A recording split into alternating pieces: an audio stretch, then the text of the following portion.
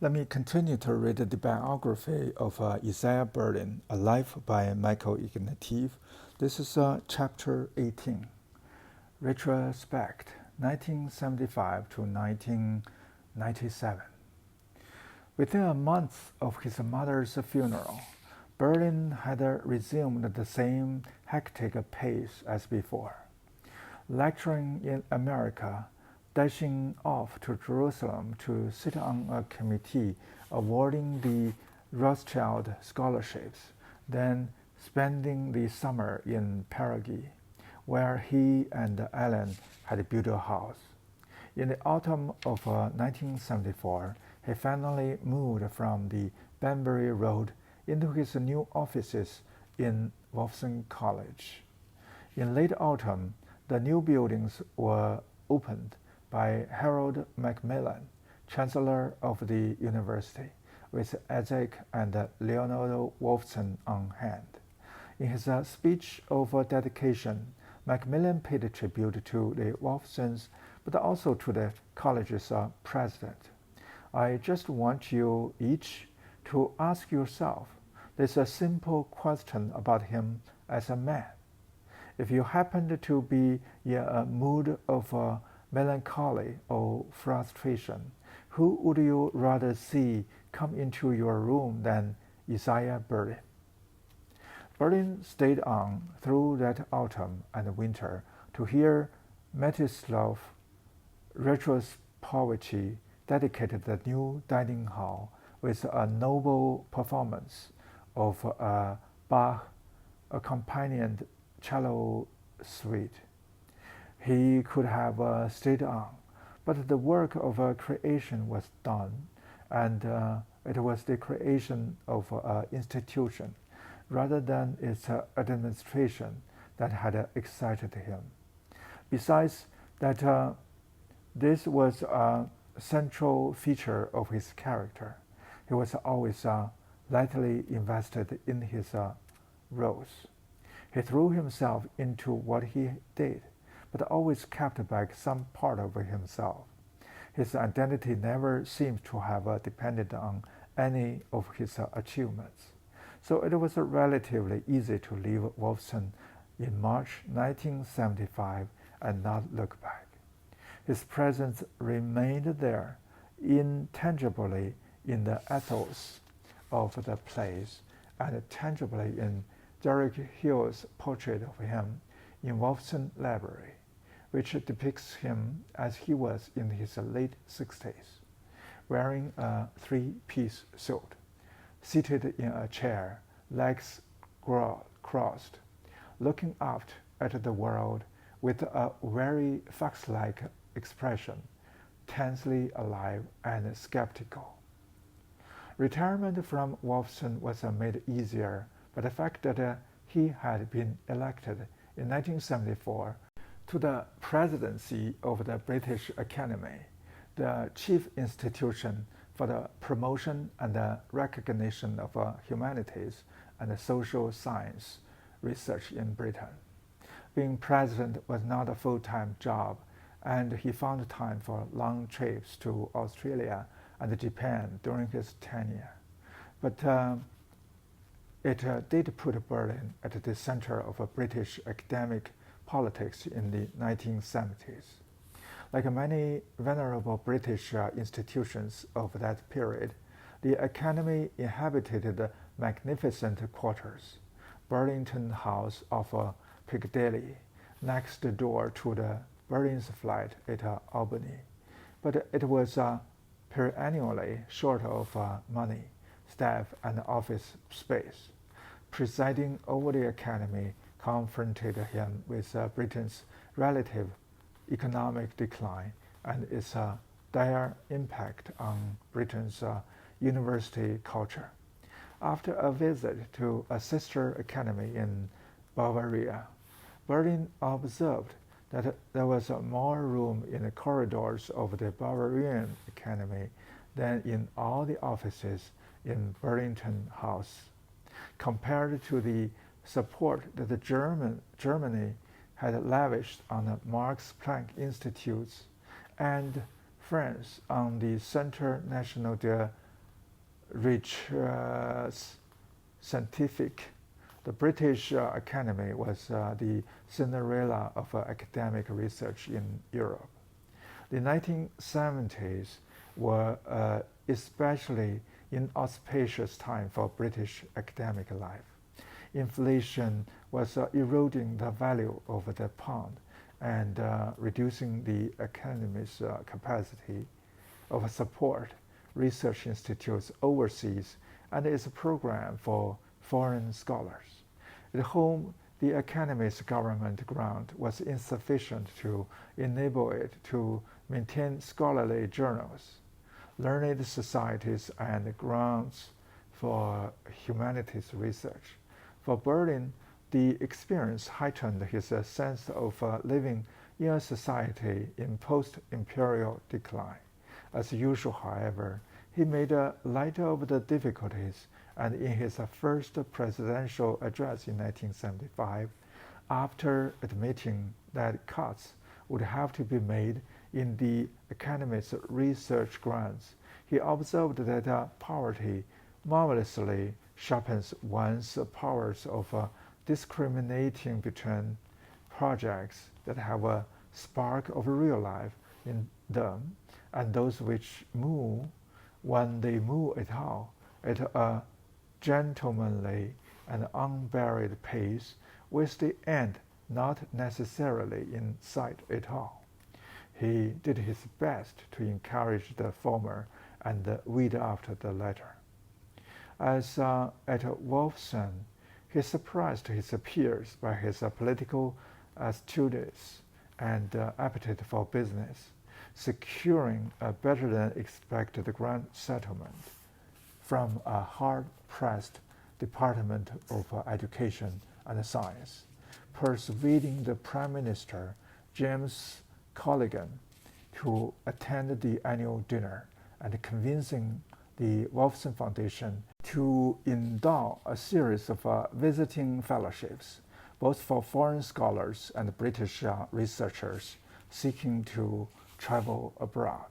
Berlin guided the Academy serenely through 4 years and handed the presidency over to Sir Kenneth Dower late in 1978. In his parting address, he observed that in their sister academy in Thailand, senior fellows were known as the million-year-old turtles. It was a class, he said, I myself proposed to join. He was now nearly 70, a million-year-old turtle indeed, and he had relinquished all his public positions except his seat on the Covent Garden board and his place as a trustee of the National Gallery. He was as active as ever on the board of Covent Garden, proposing singers, repertoires, conductors, watching performances intently. But otherwise, there were now few fixed points in his calendar other than concerts. One major challenge remained. He had been stung by criticism that he had never written a major and magistral work, and he now set out to rectify that omission. He told friends that he was going to spend his time reading books on the German Romantics and revising his Mellon lectures on the roots of Romanticism. A fixed routine ensued: weekends at Haddington House, weekdays at Albany, mornings in the British Library, lunch with friends at his clubs, the Athenaeum or Brooks, or at the front window table of his favorite restaurant, Castelfranco on Jermyn Street. For several years, the work in the British Library consumed him. Graduate students hurrying away at their theses would be surprised to see a venerable European gentleman in an impeccable three-piece suit seated at a table in North's library, surrounded by piles of books, which he solemnly consumed one by one. He told the correspondents that he was covered in the dust of ancient German texts, reading happily and adding to his enormous storehouse of notes. Then, for mysterious reasons, he faltered. What he called the huge rag bag of notes on Romanticism now appalled and intimidated him. They were unreadable, unsystematic, not stupid for the most part, but dust and ashes compared to real thinkers. He told Richard Pabst that his hatred of working was growing, and that he kept it out of sheer shame and some ancient sense of duty derived from all those severe and persecuted ancestors. By the early 1980s, he was no longer visiting the North Library, and the project came to a standstill. A fundamental internal obstacle arose to prevent completion. He couldn't bear to rewrite the original lectures, and when he tried to put together a new sentences from his notes, he despaired of his own reckless truism, feeling 100 exceptions or qualifications tugging at his intellectual conscience, forcing modifications that muddied the original bright outline and caused him to lose confidence in the project altogether. Friends who had read the original Mellon lectures entreated Berlin to allow them to be revised and published as they were, but he refused, perhaps feeling that their appearance would be a standing advertisement of his failure to complete the more ambitious project. Other friends tried to help him to clear space in his life to bring the project to completion. James Billington, a historian of Russian culture, a former student of Isaiah's and now librarian of Congress, invited Berlin to Washington to spend autumn in the library. Taking his research further, he had a pleasant enough autumn, making the acquaintance of one of its heroes, Andrei Sakharov, also a guest of Billington's. But the Romanticism project went no further. The failure galled Berlin. This, after all, was what had always been whispered, that he was incapable of a work of a grand synthesis. From time to time he would struggle to revive the project, but gradually the door on the room he had set aside in Haddington for Romanticism closed, and the notes for the project remained there, fading and gathering dust. He regretted this, but perhaps sensed that he had always been best as an essayist, either sharply focusing on a single figure whose mind and work he entered as if his own, or offering a panoramic sweep over some grand topic. The architecture of a large multi-chapter work simply didn't suit his type of mind. And if he felt he had failed, he was not one to curse his own limits. With Romanticism left behind, one might have expected him to feel depressed, as men often are at the end of their professional lives. It might have been a time of gloomy retrospect and feeling pause, resentment at being ignored, and bafflement at the course of events in the larger world. If this is the common lot of a man in old age, it was not to be his. If anything, The last 20 years of his life were among the happiest. He managed to avoid most, if not all, of the reefs of old age. The times conspired to provide a kind of a vindication. He lived long enough to greet the fall of communism. He was not the type to be triumphant, and one commentator suggested that his kind of liberalism was the sole ideology to have survived the century with its legitimacy intact. He thought the idea absurdly overblown, but it gave him a deep and quiet satisfaction to know that the party of Akhmatova and Pasternak, the party that had refused the radiant tomorrow, had won out in the end. On a personal plane, his marriage had matured into a deep mutual dependency. He joked that he and Ellen were a real Darby and Joan, exemplary figures of domestic bliss. For more than 40 years, they did everything together.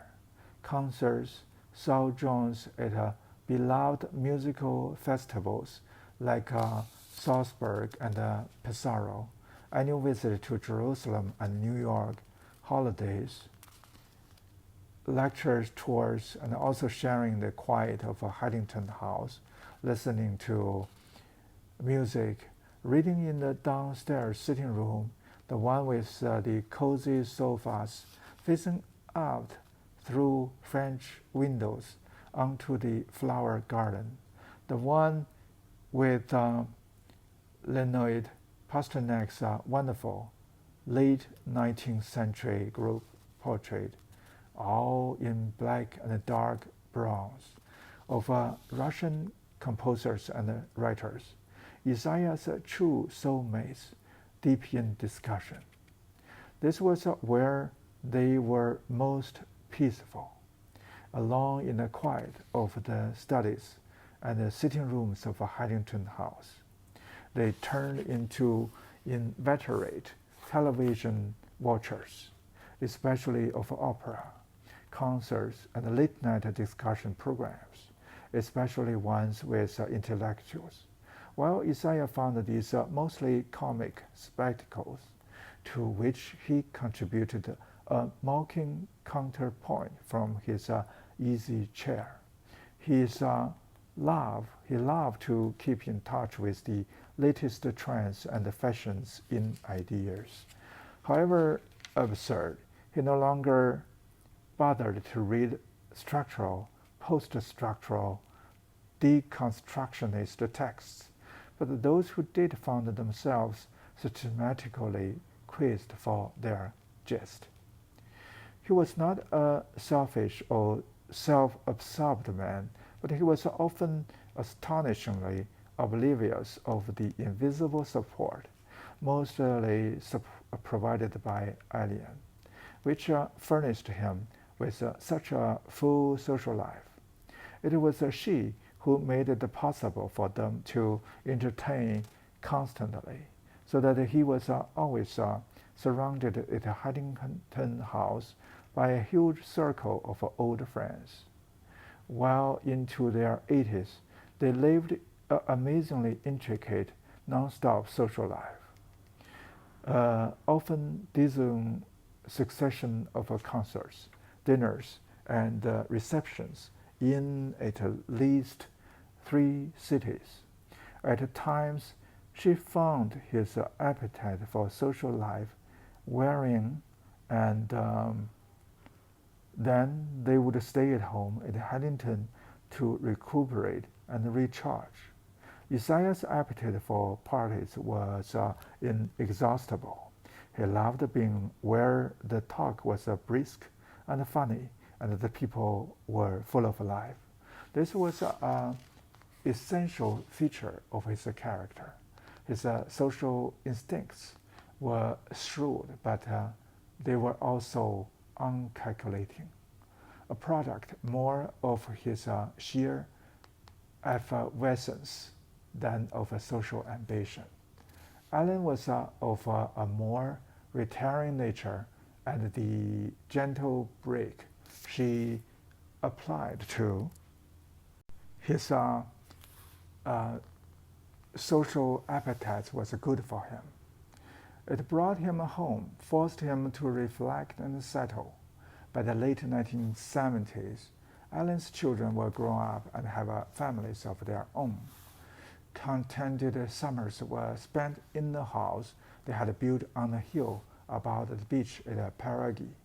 Down at the beach on a hot August afternoon, Isaiah would stand up to his waist in the water, as he had always done, surrounded by his friends, talking and joking. In his late 70s, he could be observed dressed in an improbable pair of baggy khaki shorts, a t-shirt, and walking shoes, sauntering down the goat tracks from their house on the hill to the little town of Santa Margarita, with some beloved hidden string quartet playing through the earphones of his Sony Walkman. He also talked to the Cantani he passed, and they hailed him as Il Professor. It delighted him at the end of his life that he was granted ordinary citizenship of Santa Margarita. Another essential support was provided by the Portuguese couple Casimiro and Claudina Botelho, whom Allen hired in the late 1970s to look after Huntington House. Claudina, a fine-featured woman with superb culinary taste, provided the meals which become such a part of the allure of the Huntington House for anyone who was a guest there, while Casimiro became a kind of a Batman to Isaiah, a devoted and affectionate friend who looked after his every need, shuffling him to his appointments back and forth between London and Oxford. The bond between them became very close, and the Tsar later looked back on their relationship with astonishment. He could not recall that a peremptory word had ever passed between them. This relationship spared Isaiah the keenest indignities of old age. Indeed, he was looked after in high style. Equanimity and good cheer were relatively easy in the circumstances. Moreover, his constitution held up until his final illness. In 1979, atrial fibrillation caused him anxiety, and in 1981, one of his vocal cords gave out, leaving him all but voiceless for 4 months. A specialist in New York told him the vocal cord would recover, but when his voice returned, it was lower and deeper than before, halfway between a growl and a whisper. But he could still sing his favorite tunes in a piping warble, and even the extinction of his voice came as a deliverance, since it gave him an excuse to give up lecturing. If one had suggested to him that he was philosophical about getting older, he would have wondered what there was to be philosophical about. In any case, he had never believed in the consolations of philosophy. He had always been a humane, and his skepticism towards metaphysics, towards reaching after ultimate questions, served him well in old age. Everything, as Bishop Butler has said, is that it is and not another thing. Why should we desire to be deceived? If history had no libretto, why should ordinary life have one? He was impatient both with those who repined at old age and those who pontificated about the wisdom that was supposed to accompany advancing years. One correspondent wrote to him to ask questions about such things as the meaning of life. He could be exceedingly brisk. Quote, "As for the meaning of life, I do not believe that it has any. I do not at all ask what it is, but I suspect it has none, and this is a source of great comfort to me. We make of it what we can, and that's all there is about it. Those who seek for more deep, cosmetic, and all-embracing libretto of God are, believe me, pathetically mistaken." End quote. In his 30s and 40s, he had often seemed ill at ease with himself, overweight and uncomfortable. Now, as he moved into his 70s, he gave an impression of a serenity, like a man coming into his own.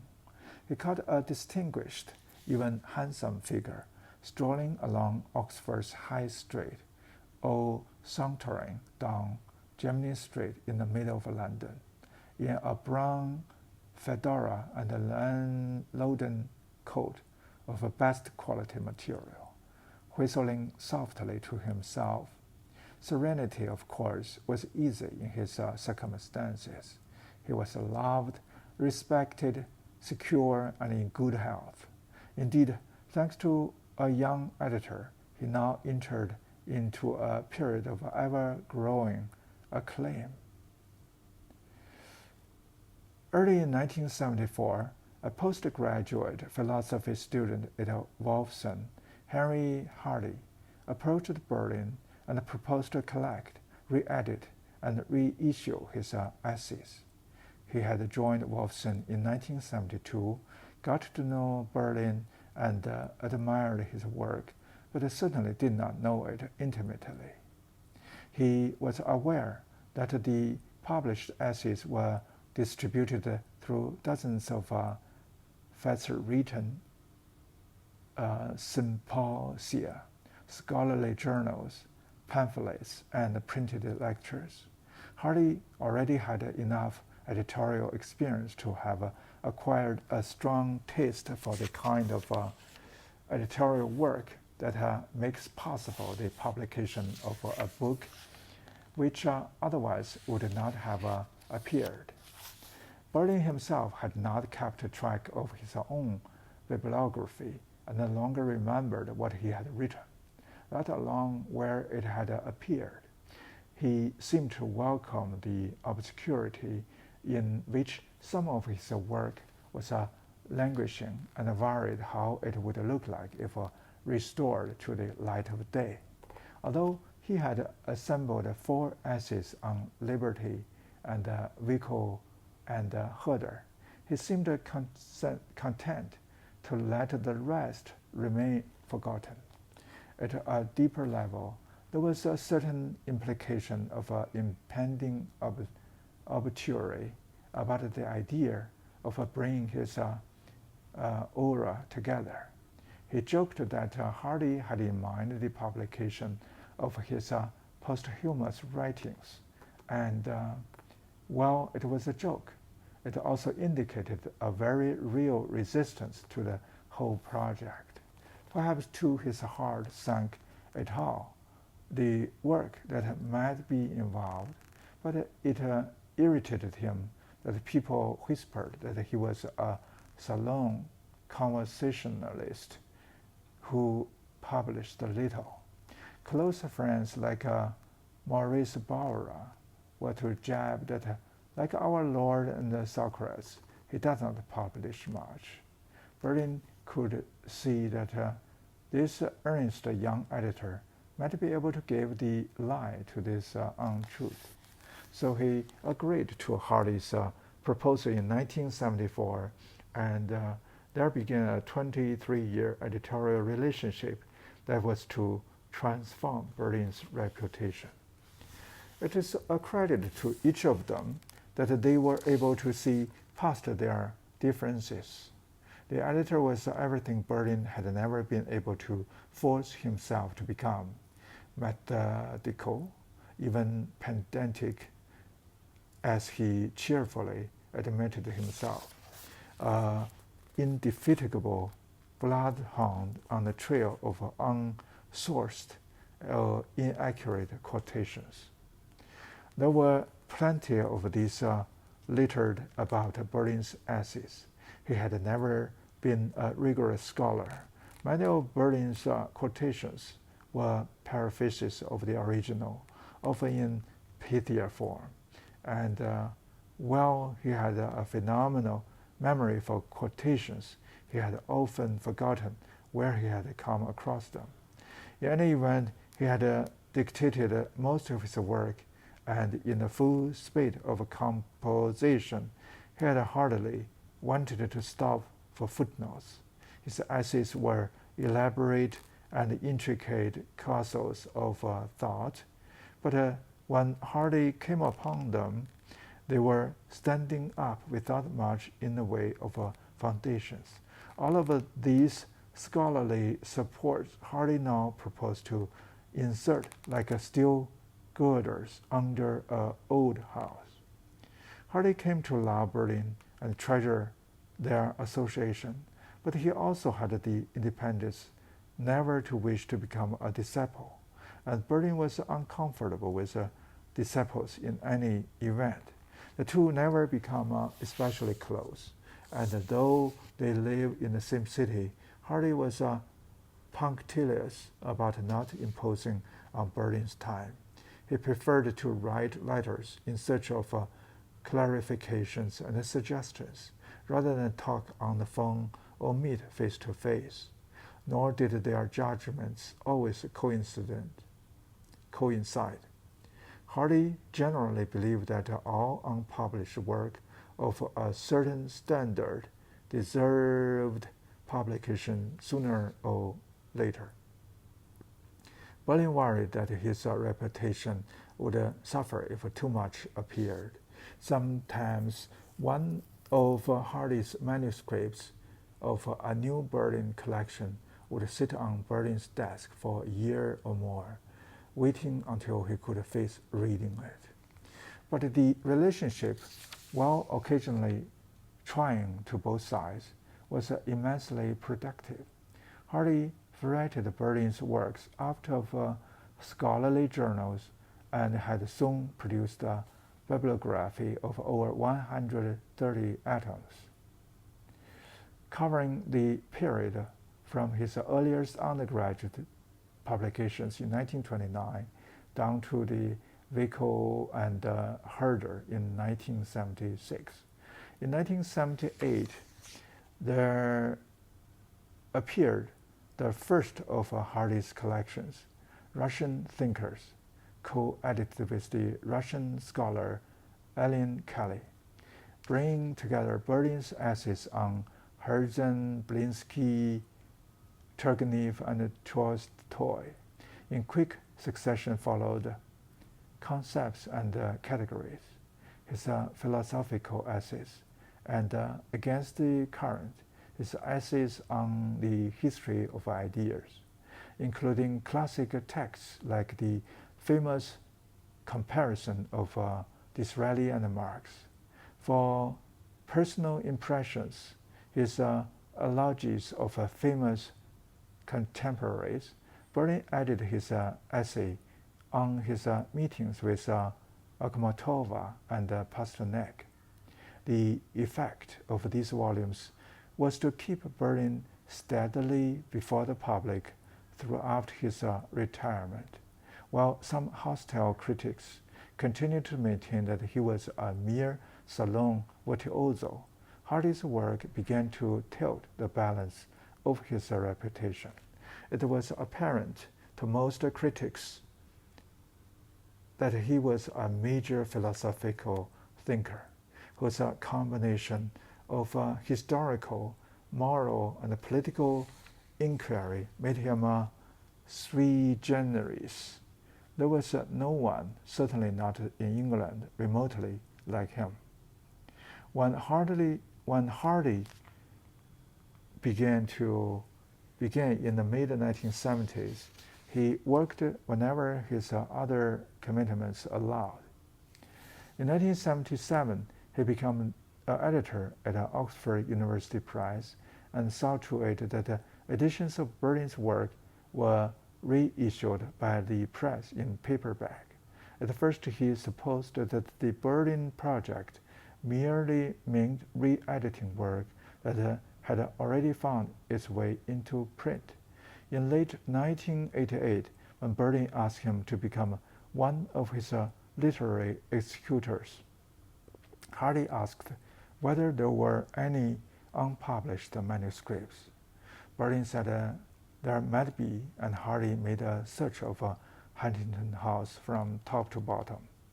He uncovered an astonishing jumble of letters and unfinished manuscripts. Some suffered in old suitcases from Holycroft Avenue or thrown into boxes when Berlin had vacated his rooms at New College in the 1950s and also in the 1960s. All of the lectures on freedom and its betrayal were there, and the Mellon lecture on romanticism, the Stories lectures at Yale, unfinished manuscripts on the 18th century German anti-rationalist Johann Georg Hamann, the St. Paul's School report cards, and family photographs kept by Berlin's mother, and above all, more than 60 years of correspondence with some of the most famous men and women of his time. In all, Hardy calculated there were more than 1 million words of unpublished lectures and essays, together with many million more of letters. It soon became apparent that putting this material into order and bringing it to a publishable state was to be Hardy's life's work. With the help of the Bodleian Library archivists, he began arranging the material in date order and putting manuscripts together. By 1990, Alan Bullock had secured support from the Wolfson Foundation and other sources, and Wolfson had awarded Hardy a non-stipendiary fellowship. He began constituting a Berlin archive and seeing it through publication. Okay, let me stop here.